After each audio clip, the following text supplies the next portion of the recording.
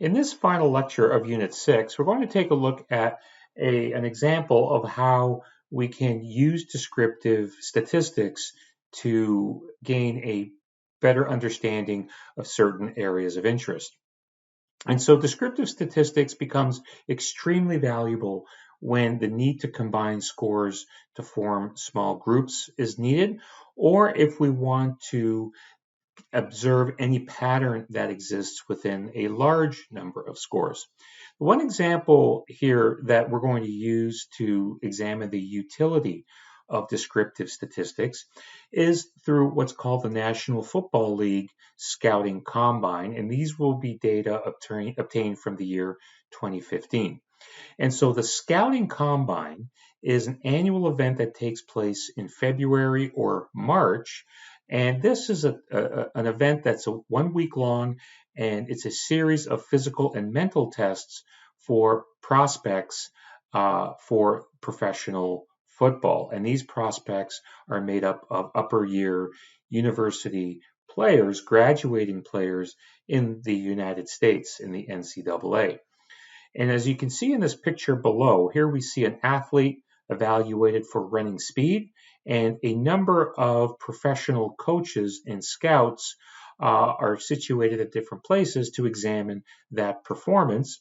And this occurs prior to an event called the NFL Draft. And it is an important event because, or the Scouting Combine is an important event because shortly after the Combine is completed and all the information is gathered, the National Football League, the professional league, goes through a round by round system in which each team has the opportunity to select one player, one graduating player from the NCAA to invite to their tryout later that summer.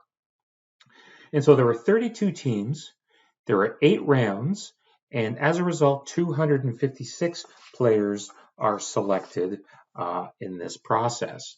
And so because this works in a round by round manner and each team takes their turn, the first round is the most important round because the players that are perceived of greatest value to the team are the ones that are typically selected.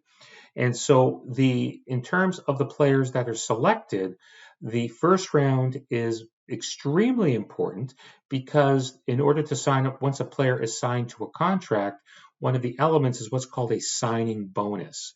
The signing bonus is not the professional salary. It's a one-time payment that the player receives for simply signing the contract with the team after they are selected. In 2015, the first round signing bonus average was slightly over $7.5 million. That's for each player, each of the 32 players selected in the first round. The standard deviation was found to be just almost $3.9 million, and the median value was $6 million. And so what we see here is that the median and the mean are quite a bit different from each other. And these two values being quite a bit different indicates that these first round salaries distribute very likely in a skewed manner. And the first step to examine the pattern in the first round signing bonus is to generate a plot of these data. And so the blue diamonds here indicate the signing bonus for each player that was selected in the first round. And so the first round selected, which is depicted along the x-axis here we see the very first player selected is the player that is perceived to have the highest value to the team, followed by the next player is perceived to have the second highest value, so on and so forth. And the signing bonus typically or does follow very closely that perceived value. And the average value, as determined previously, was found to be just over $7.5 million.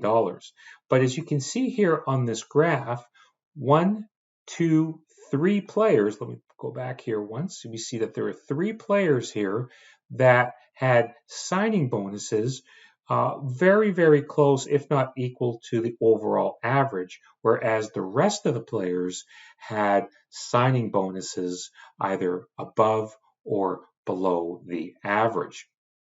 And so this being able to depict these data allows us to examine patterns that emerge. One such pattern is that these data fit an equation with to a very close extent with an R squared value of 0.97 with a maximum possible value of 1.0, indicating a very steep decrease followed by a slowly a decelerating decrease. The signing bonuses continue to decrease through the first round, but not to the same extent as the drop from the first selection out to the 12th selection. And so for a player to lose a first round selection by 1 or 2 spots could lose literally millions of dollars, whereas moving down in the first round selection would not have